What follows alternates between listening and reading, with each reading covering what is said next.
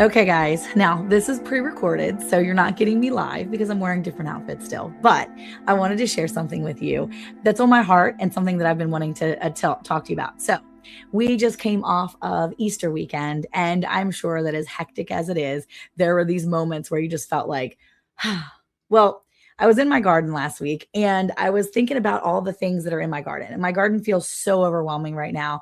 And there's just chaos everywhere. And when I was in the garden the other day, I was thinking, I don't know how I'm going to plant in this mess. There's just weeds everywhere. The weeds are too much for me to bend over and pull, and I just can't do it. And then I remembered that sometimes I just have to settle myself down and remember that there is order in all this chaos, because the Bible does remind us that God is not a God of confusion, but of peace.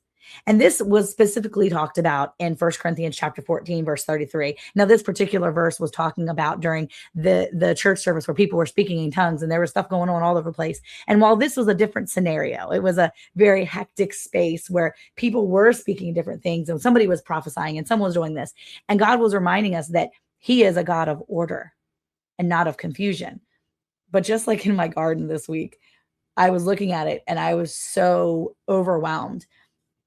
And it was just that he was reminding me that he is a God of order and a God of not confusion.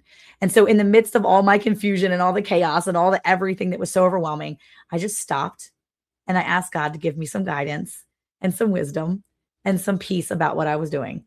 And I looked around and I cleared out a space and I put those tomatoes in the ground. And I said to Eric, actually, I was on the phone with him, and I said, I'm just going to put some organization and some order into this chaos that is my empty space garden right now, because God is a God of order and not of confusion, and he's going to work everything out for me.